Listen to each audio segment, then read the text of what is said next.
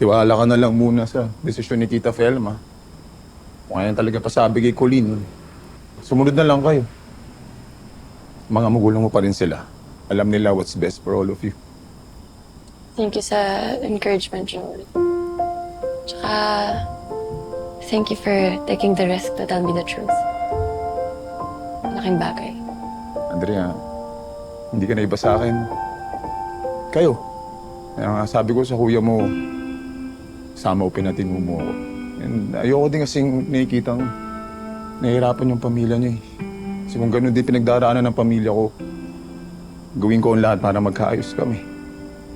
Na-appreciate ko lahat ng ginagawa mo, Joel. Salamat.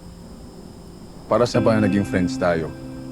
Unless okay sa'yo to be more... Ay, alam mo, parang uulan. Ha? Kailangan mo na umuwi.